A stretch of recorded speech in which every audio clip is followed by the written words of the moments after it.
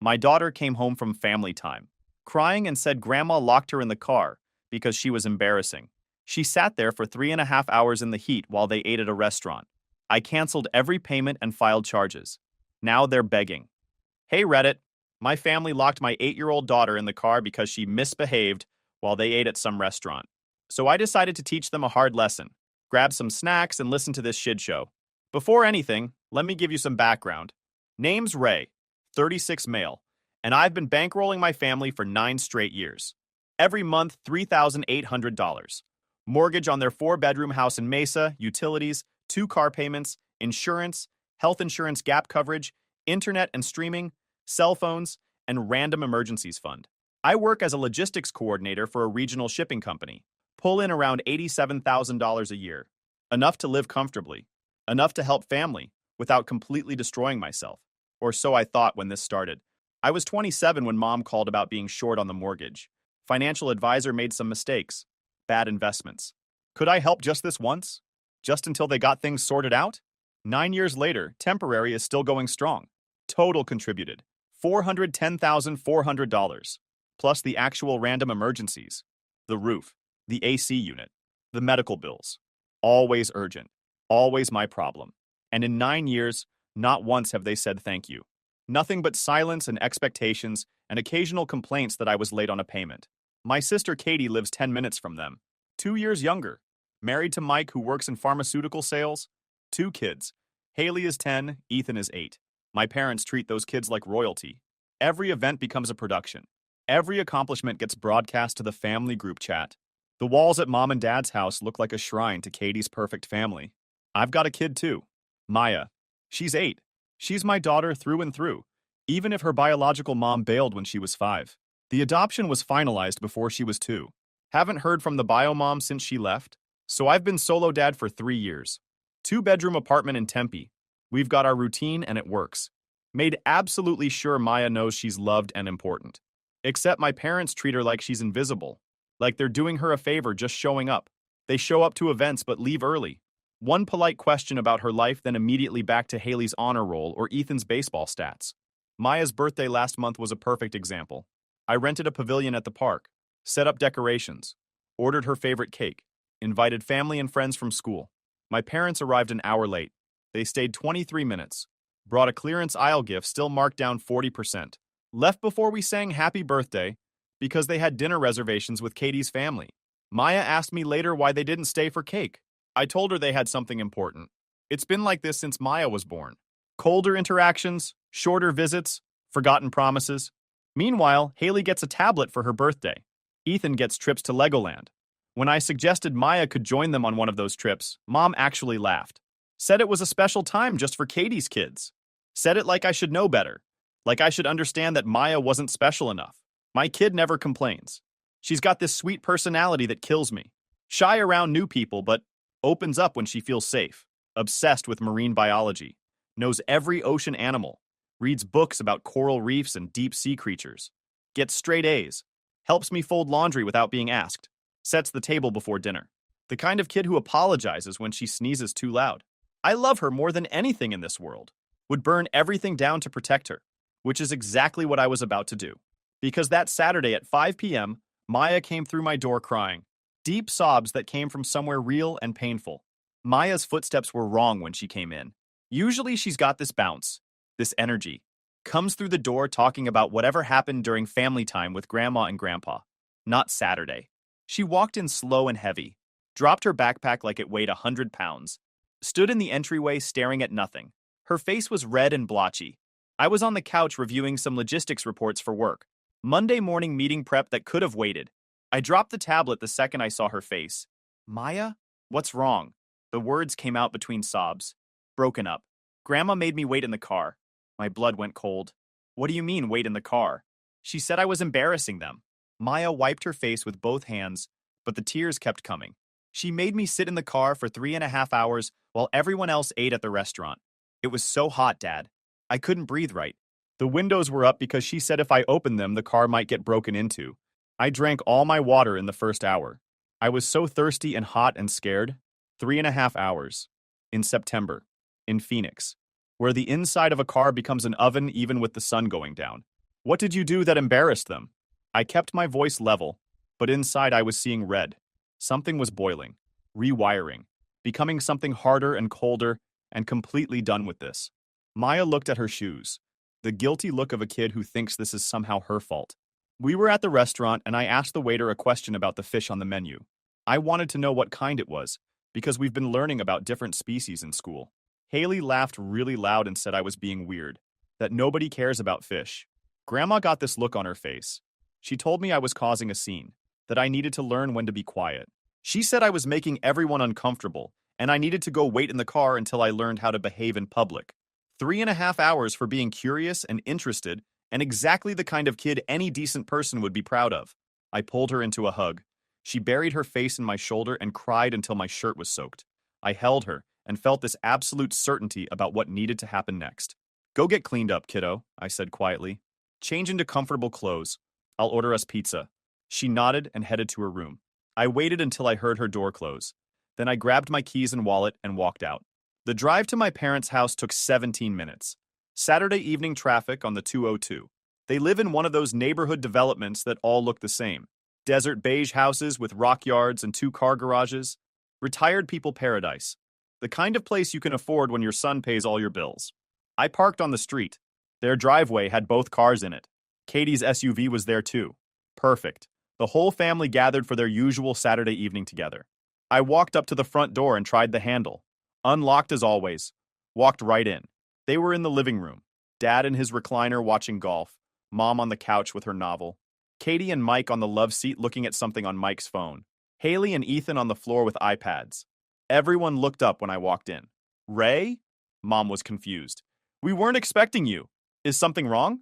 I pulled out my phone, opened my banking app, pulled up the recurring payments page, the one I'd set up 9 years ago and barely looked at since. All those automatic withdrawals that made it easy not to think about how much I was giving. I started canceling them, one by one. Each tap felt good. Katie stood up. What are you doing? I didn't answer. Just kept tapping. Cancel. Confirm.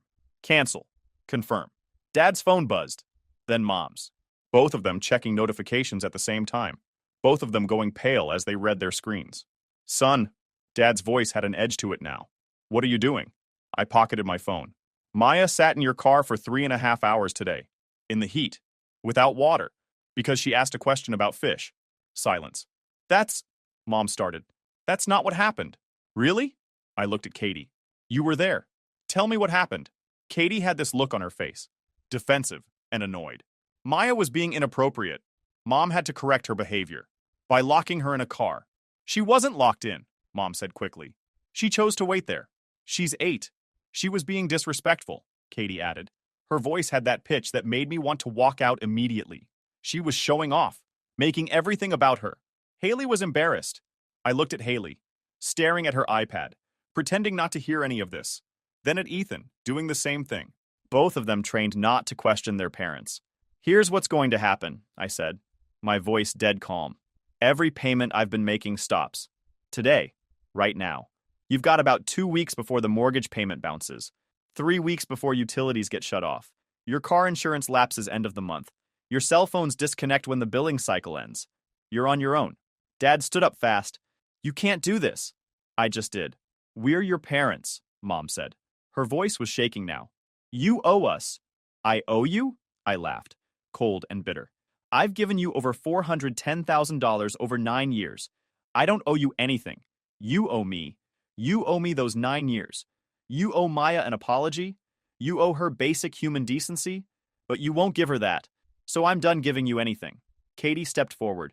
You're being dramatic. She sat in a car for a few hours. She's fine. Get out of my way, Katie. No. She crossed her arms. You're not just going to walk in here and move. Make me. She stepped closer, blocking the doorway. You think you're so much better than us? Think you can just destroy everything because your feelings got hurt? Maya sat in a car for 3.5 hours. And she's fine. Kids are tougher than you think. But you wouldn't know that because you coddle her. You make her weak. I looked at Mom and Dad, both sitting there, letting Katie speak for them, letting her defend this. 9 years of payments, and this was what I got. This was what they all thought of me. I walked around Katie, headed for the door. Behind me, Dad was shouting something about responsibility. Mom was crying. Katie was yelling about being selfish. I got in my car, started the engine, and drove away. Didn't look back, didn't feel guilty. Got home at 6:40 p.m. Maya was in the living room. She'd set up her art supplies on the coffee table, drawing something with colored pencils. My kid creating art while I'd just blown up our entire family structure. Did you order pizza? She asked without looking up from her drawing. Not yet. What do you want on it? Can we get half cheese, half pepperoni? You got it. I ordered online while standing in the kitchen. Added breadsticks and that dessert pizza she likes. Made it a celebration even though I was still shaking with anger inside. Maya went back to her drawing. I sat on the couch and looked at my phone. 23 missed calls by 7 p.m. 15 text messages. All from the family. I read them while Maya drew, each one more desperate and angry than the last. Mom. Ray, please, we need to talk about this. Dad. Call me immediately. This is unacceptable. Katie. You're throwing a tantrum. Grow up. Mike. Hey man, maybe let's all cool down and talk tomorrow. Katie again. Mom's crying. Are you happy now? You always have to be the victim. Always have to make everything about you. The messages went on. A mix of guilt trips, demands, manipulation tactics that had probably worked for years. Might have even worked this time if I hadn't seen my daughter's face when she walked through that door. I ignored them all. Then I opened my banking app and reviewed what I'd done. Everything was in motion. Mortgage, utilities, insurance, car payments, cell phones. All scheduled for cancellation. 9 years of autopay destroyed in under 10 minutes. Pizza arrived at 7:30. Delivery driver handed it over with a smile. As we ate together, Maya told me about her drawing. Told me about the books she'd been reading about the Great Barrier Reef, about coral bleaching and ocean acidification, and how she wanted to help fix it somehow when she grew up. I listened and asked questions and made appropriate impressed sounds. Pretended I wasn't mentally planning the next steps of completely cutting my parents out of our lives. Pretended I wasn't already thinking about lawyers and restraining orders and making sure they could never hurt her again. After dinner, we watched a documentary about ocean conservation. Maya fell asleep on the couch halfway through, her head on my shoulder.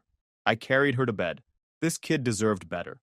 Deserved grandparents who cared, who saw how special she was, who celebrated her curiosity instead of punishing it, who didn't lock her in cars like unwanted luggage. I went back to the living room and pulled out my laptop. Started documenting everything. Every payment with dates and amounts. Every incident where they'd treated Maya poorly. Every time they'd chosen Katie's kids over mine.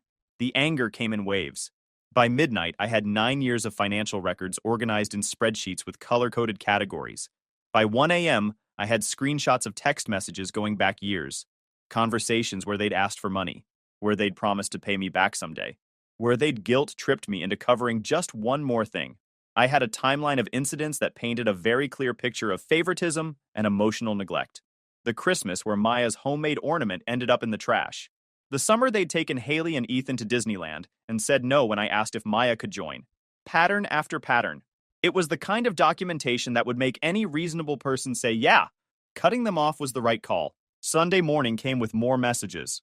38 of them. I scrolled through while drinking coffee, enjoying the morning quiet. Mom, your father and I are scared.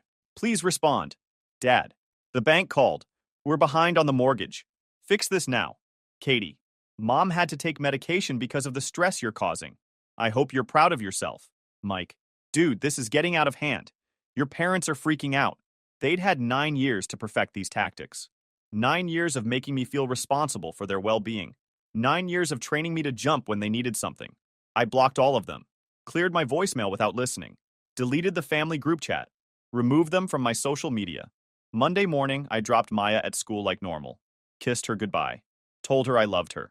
Watched her walk into the building with her backpack, somehow still smiling after everything. Then I drove downtown to the police station. Cutting off their money was step 1. Legal consequences was step 2. The front desk officer was a woman in her 40s with tired eyes and a nameplate that read, Gutierrez. She looked up from her computer when I approached. I need to report child endangerment, I said. That got her attention. She pulled out a form and a pen. What happened? I explained the situation. Maya locked in the car. 3.5 hours. September heat. No water. Gave specific times and locations. Mentioned that there were witnesses. All of them present when it happened. Officer Gutierrez wrote everything down. When I mentioned the 3.5 hours, she looked up sharply. The vehicle was in direct sunlight? Yes. Windows up? Officer Gutierrez's jaw tightened. She asked questions. Verified information. Took down my contact details and Maya's information. When I finished, she looked at me seriously. This is criminal child endangerment under Arizona statute. I need to file a report and pass this to detectives. They'll follow up with you within 48 hours. What happens then? They'll interview your daughter, get her statement, interview witnesses if possible. If they find enough evidence, they'll submit charges to the county attorney's office for prosecution. I gave her my contact information, signed forms, received a case number. The whole process took 40 minutes. When I walked out, my phone was ringing. Unknown number. I answered anyway. Ray, it's your mother. I hung up, blocked the number. The phone rang again immediately. Different unknown number. Dad this time. Ray, listen to me. You need to stop this. The police called. They're investigating us for child endangerment. That's crazy. That's not what happened. That's exactly what happened. Your mother made a mistake in judgment. That's all. We don't deserve to have police involved. Maya deserved not to be locked in a car. But here we are. I hung up. Blocked that number too. By Tuesday, the calls were coming from numbers I didn't recognize. Friends of my parents. Family friends. Distant relatives who suddenly cared about the situation. All of them with the same message. I was overreacting. I was destroying the family. I needed to fix this before it went too far. I ignored every single one. Wednesday afternoon, I got a call from Detective Collins. He asked if I could bring Maya to the station for an interview. Said he'd have a child advocacy specialist present. That it would be gentle and age-appropriate. Thursday after school, I took Maya downtown. Explained that some people wanted to ask her about Saturday. She nodded and asked if I'd be there with her. I told her I'd be right outside. The interview took 45 minutes. When Maya came out, the advocacy specialist said she did great, that her statement was clear and consistent. Detective Collins walked me to my car. Your daughter's story matches your report exactly. I'm recommending charges. The county attorney will make the final decision, but this is pretty straightforward. Your mother endangered a child through reckless disregard. I nodded. There's something else you should know, Collins added. Child Protective Services will be involved. They'll want to interview you and your daughter. Make sure she's in a safe environment. She is. I believe you. But they have to verify. They'll probably visit your home, talk to her school, check references. Don't take it personally. I won't. He handed me his card. Call me if your family tries to contact you about this, especially if they try to pressure you into dropping the charges. That's witness tampering, and I'll add it to their problems. Friday morning, my parents were formally charged. I know because Katie called from Mike's number, screaming so loud I had to hold the phone away from my ear. You got Mom arrested. Your own mother. Do you understand what you've done? Your mother locked my daughter in a car for 3.5 hours. She made a mistake. Then she can explain that to a judge. This is going to ruin her life. She could go to jail, Ray. Jail. Good. Katie made a sound somewhere between a scream and a sob. You're evil. You're actually evil. Maya sat in that car crying and scared while you all ate dinner and laughed. But I'm evil. Sure. I hung up. That afternoon, I got an email. From my dad. Subject line, please read. The email was long. Pages of justifications and explanations. How they didn't mean to hurt Maya. How it was just a few hours. How kids these days are too sensitive. How I was ruining their lives over nothing. How they'd already paid $3,000 to a lawyer. How I needed to drop the charges and restore the payments and fix this mess I'd created. Not once did he apologize for what they did to Maya. I blocked his email address. Saturday morning, 1 week after everything started, I woke up and checked my phone out of habit. No calls, no texts, no emails. Complete silence. It felt incredible. 2 weeks later, the mortgage payment officially bounced. I know because I got a text from my cousin forwarding messages from Katie. She'd sent a screenshot of the bank notification my parents received. Crying. Past due. Late fees assessed. 30-day notice before foreclosure proceedings. 3 days after that, their utilities were shut off. Power, water, gas, all gone. They had to pay deposits and reinstatement fees to get them turned back on. Deposits they didn't have because they'd never built an emergency fund. Never needed one when their emergency fund was me. Daniel told me about it at work. His wife volunteers with my mom's theater group. Word travels. That's rough, Daniel said. They had 9 years to budget properly, I said. Fair point. Daniel was a good guy. Never judged. Just listened and occasionally passed along updates. Week 3, their car insurance lapsed. Both vehicles uninsured.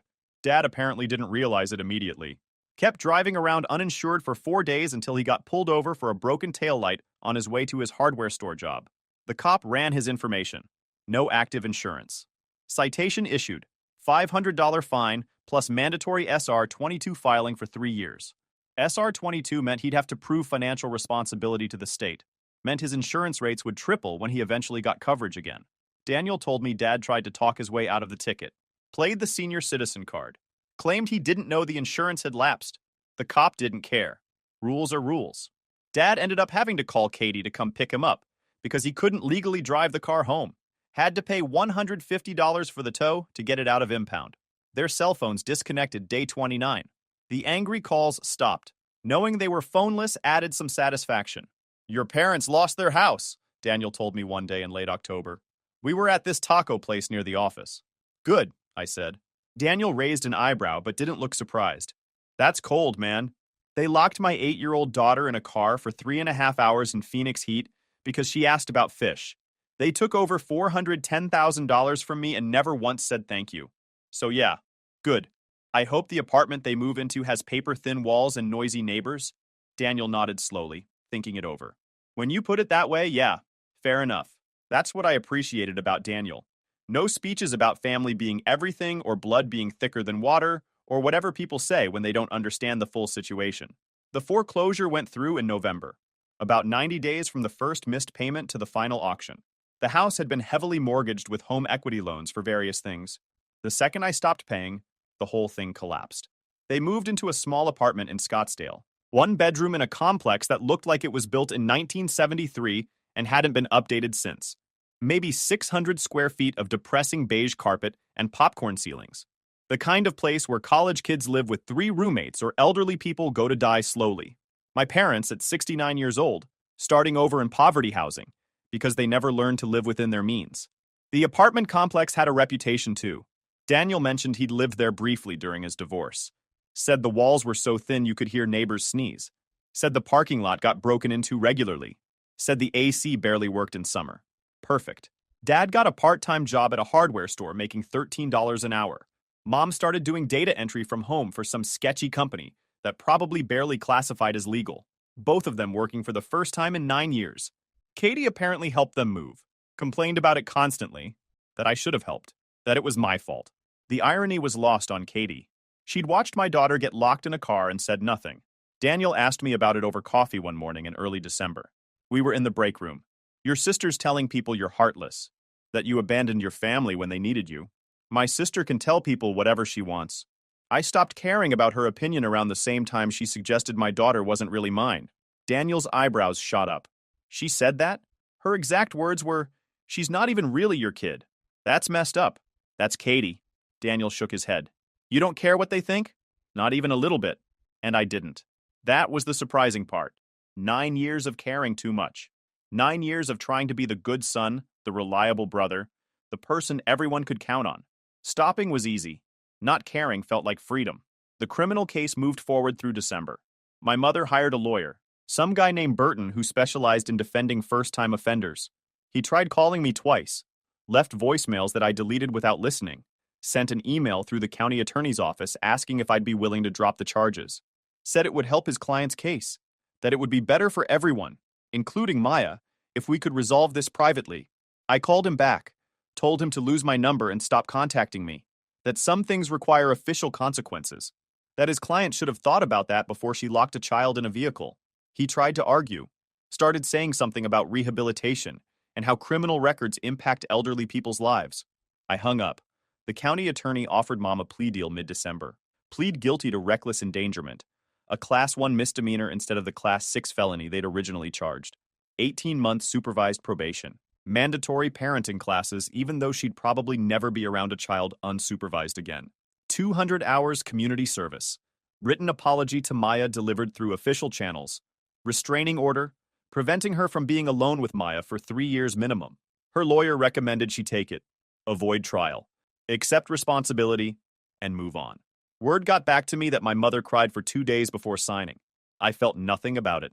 Christmas was different this year. First one in 9 years without the obligatory family gathering at my parents' house. No awkward gift exchange where Maya received generic clearance items while Haley and Ethan opened expensive presents. Instead, it was just Maya and me. We put up a tree in our living room, decorated it together with ornaments we picked out at Target, played Christmas music, made hot chocolate with tiny marshmallows, Christmas morning, Maya woke me up at 6 a.m. like always. We sat by the tree and opened presents. I'd gone overboard this year. Marine biology books, a microscope for looking at water samples, art supplies, a wetsuit and snorkel set for when we went to California next summer, clothes that actually fit, a new bike because she'd outgrown her old one. She opened each present with pure joy. "This is the best Christmas ever," she said, hugging a giant stuffed sea turtle. And it was. Because we weren't watching other kids get more attention. Weren't leaving early so my parents could have their real celebration with Katie's family. We spent the day doing whatever we wanted. Watched movies, made cookies, built a massive coral reef diorama out of Lego bricks. Just us, exactly how it should be. 3 days after Christmas, I got a letter in the mail. Legal letterhead, from my parents' attorney.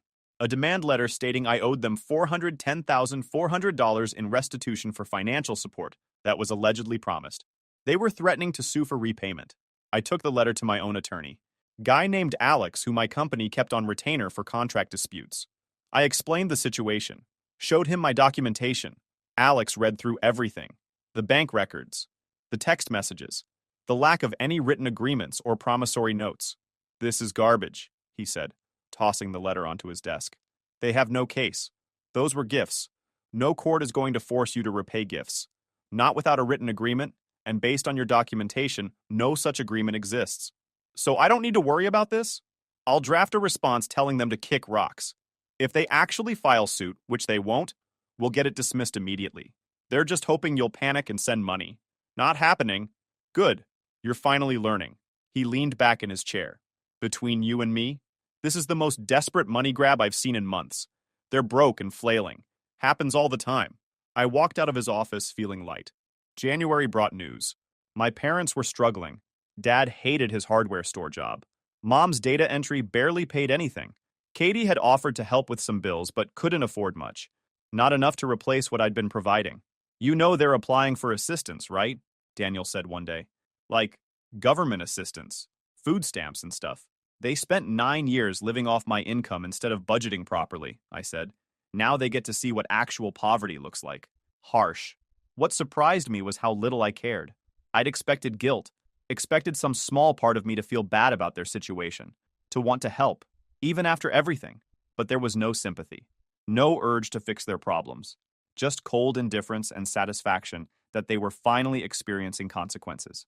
February brought the court date for Mom's sentencing. Even with the plea deal, she had to appear before a judge. The judge would formally accept the plea, impose conditions, set the probation terms. I took the day off work, not to attend, just to be available if needed. The county attorney called me afterward, said everything went smoothly. My mother had pled guilty. The judge had accepted the deal. 18 months probation, parenting classes every Tuesday evening, community service on weekends, written apology to be delivered within 30 days. She cried on the stand, the prosecutor told me. Talked about how much she regretted it, how she loved her granddaughter. Did she mention the 9 years she treated my daughter like garbage? No, just focused on this one incident. Typical. The written apology arrived 3 weeks later. 2 pages. Handwritten. My mother's shaky cursive on floral stationery. It was full of excuses and justifications wrapped in half-hearted regret. Sorry that things got out of hand. Sorry the situation escalated. Sorry I felt hurt, but never directly saying she was wrong. Never acknowledging the years of favoritism. I read it once. Then I filed it in my folder with all the other documentation. Maya never saw it. She didn't need that manipulation in her life. March rolled in with warm weather and clear skies. Maya turned 9. We had a party at a trampoline park with her friends from school. No family invited. Just kids jumping and laughing and eating pizza. It was perfect. At home that evening, after her friends left, Maya asked me something while we were cleaning up. "Dad, are Grandma and Grandpa ever going to say sorry?" "They sent a letter," I said carefully. "But it wasn't a real apology." "Oh." She thought about that while throwing away paper plates. "That's okay. I don't think I want to see them anyway." "Why not?" "Because they're mean. You always tell me I don't have to spend time with people who make me feel bad." "You're absolutely right," I said. "You don't have to see anyone who makes you feel bad, including them." She nodded, satisfied with that answer, and went to her room to play with her new toys. I stood in the kitchen thinking about how much easier life had become. Without the financial burden, without the emotional manipulation. That money I'd been sending them, now it went into Maya's college fund. into savings, into quality of life improvements, better apartment in a nicer neighborhood, good food, weekend trips, experiences and memories instead of funding someone else's comfortable retirement. I took the $3,800 per month and gave Maya the childhood she deserved. By April, Daniel reported that my parents had adapted to their new reality, both working full-time now. Dad at the hardware store, Mom had moved up to a better data entry company. They'd downsized further, got rid of one car, moved to an even cheaper apartment, learned to budget, learned to live within their means. Katie had apparently doubled down on her narrative, told everyone who would listen that I was terrible, that I'd abandoned family, that I should forgive and forget and restore the family. I heard this through various channels. Mutual acquaintances, distant relatives who felt compelled to share. I didn't care. Katie could tell whatever story she wanted. The people who mattered knew the truth. One Saturday in May, I ran into Katie at the grocery store. Complete accident. I was in the produce section with Maya, looking at apples. Turned around and there she was. Cart full of organic everything. Designer athleisure outfit. Hair and nails done perfectly. Our eyes met. She looked like she wanted to say something. Her mouth opened. Then she looked at Maya and her expression changed. "Ray," she said finally. "Katie." She glanced around. Other shoppers nearby. "How have you been?" "Good." "That's it? Just good? What do you want me to say?" She shifted her weight. Uncomfortable. "Mom's struggling. You know that, right?" Maya grabbed my hand. "Dad, can we go?" "Yeah, kiddo. We're done here." We walked past Katie without another word. Checked out, loaded groceries, drove home. Maya didn't mention it. Neither did I. June brought an unexpected visit from my dad. He showed up at my apartment on a Sunday afternoon. I answered the door and found him standing there looking older than I remembered, his hardware store uniform still on. "Ray, can we talk?" "No. Please. 5 minutes." I looked back into the apartment. Maya was at a friend's house for a play date. No reason she needed to see this. "You've got 3 minutes," I said, not opening the door wider, not inviting him in. "I want to apologize. You want me to restore the payments." "No." He shook his head. "I mean, yes, we're struggling. But mostly I came to say I'm sorry. We were wrong. The way we treated Maya was wrong. The way we expected your help without appreciation was wrong. All of it." I leaned against the doorframe, arms crossed. "You're sorry because you're broke. Not because you actually regret what you did." "That's not true." "It is true. You spent 9 years taking my money. You watched your wife lock my kid in a car. You did nothing. You said nothing. And now you're here because you need money. Not because you care." He looked down. Couldn't meet my eyes. "Time's up. Leave." "Ray, leave, now. Before I call the cops and tell them you're violating the restraining order." He left, walked back to his old sedan, drove away. I closed the door and felt absolutely nothing. No guilt, no regret, no second thoughts. August marked nearly a year since this all started. 11 months since I walked into my parents' house and canceled every payment. 11 months since I chose my daughter over people who only valued me for my bank account. Best decision I ever made. We celebrated with a trip to San Diego. Spent 3 days at the beach and the aquarium. Maya snorkeled in the ocean for the first time, saw real coral and real fish, and came out of the water talking so fast I could barely understand her. On the last day, sitting on the beach watching sunset, she turned to me. "Dad? Yeah? Thank you for being the best dad ever." I pulled her into a hug. "Thank you for being the best daughter ever." And that was it. That was the whole story. I cut off toxic people who treated us like garbage. I pressed charges against someone who endangered my child. I walked away from a lifetime of being used and manipulated and undervalued. I chose self-respect. Katie can tell whatever story she wants. My parents can play victim to whoever will listen. I don't care. I've got my daughter. I've got my life back. I've got my money working for us instead of them. That's not revenge. That's knowing your worth and refusing to accept less. And honestly, it's the best thing I ever did. If you enjoyed this video, please hit that subscribe button. It really helps the channel and help us bring you more and better stories. Thanks.